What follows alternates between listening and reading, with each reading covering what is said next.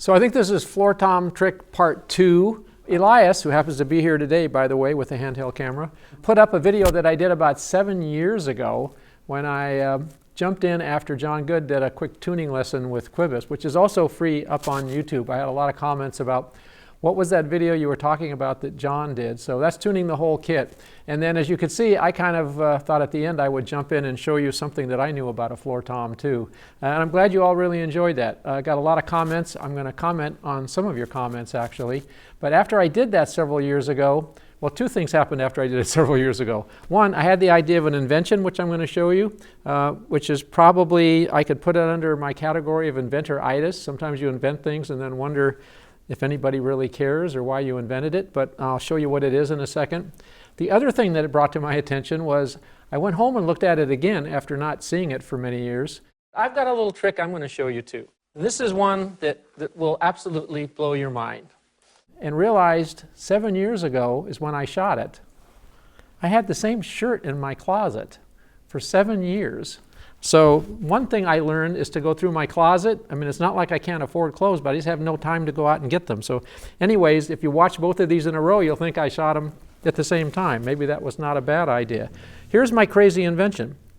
I thought if you turn the floor tom leg upside down and have it ground out the drum, why couldn't you kind of figure a way where you could have a version of it where you could have the angled floor tom and then turn a knob here. I took a tube and I put a rod through it basically. So and it's threaded. So as I screw it down, pretending this is the floor, as I screw it down, what it's doing is simply lifting up the crutch tip. So it kind of accomplishes the goal of having a straight leg or a tilted leg kind of all at the same time.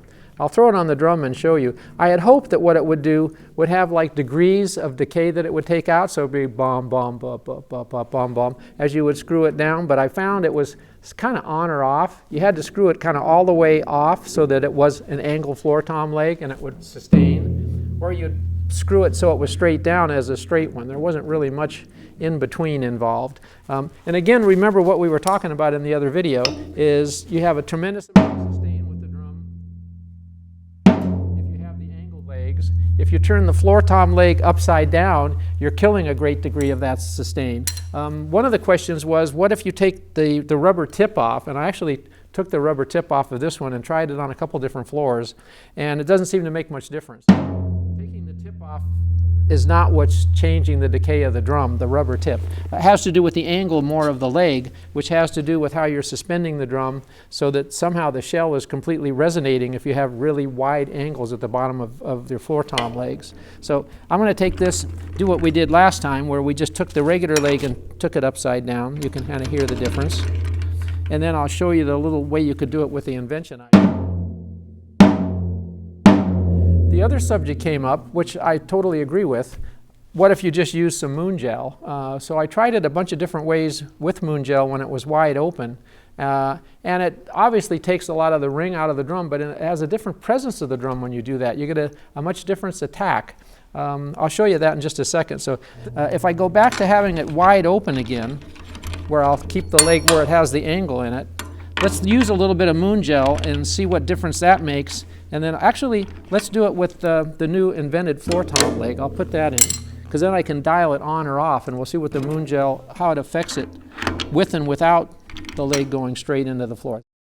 So basically, what I have now, I have it set up so that the tricky leg, if we want, well, there's a name to it actually. It's called the, it was a DW product. It's probably one of the most secretive products we've ever had.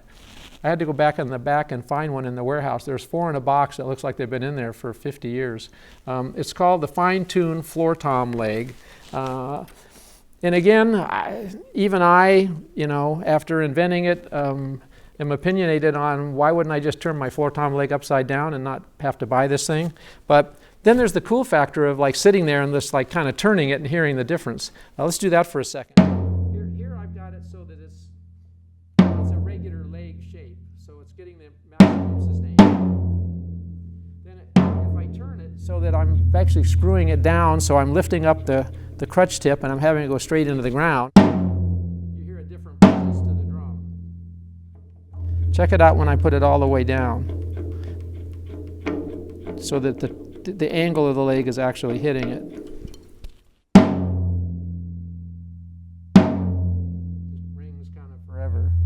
The other question that came up is how does it work on carpet as opposed to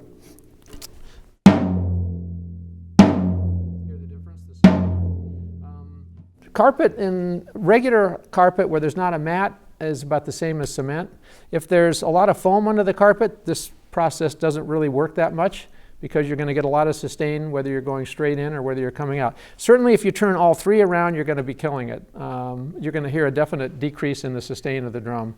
Okay, so one last time. You're on a close-up of the foot there. This is as if it was just regular floor tom leg.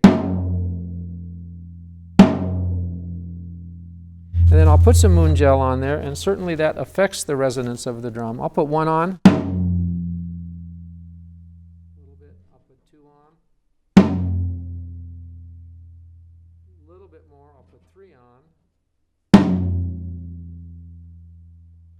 Changes the attack.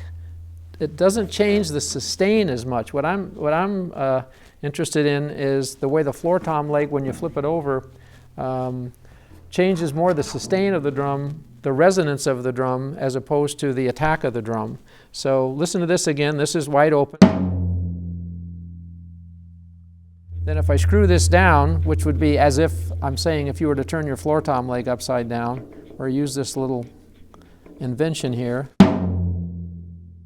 the decay is much quicker. You still hear the attack of the drum. If you wanted to shorten the decay and shorten the attack, you could turn the floor tom leg upside down and use the moon gel too. So there's a lot of different combinations here. Jim Keltner's the one who told me about this. He just said, you know, I was in the studio and they wanted me to get some of the sustain out of the floor tom, so I turned one of the legs around. Again, if you turn two around, you get even more. If you turn three around, you get even more. So I hope this answers some of your questions. Thank you all for looking at my last video. This is really cool. I'll see you next time.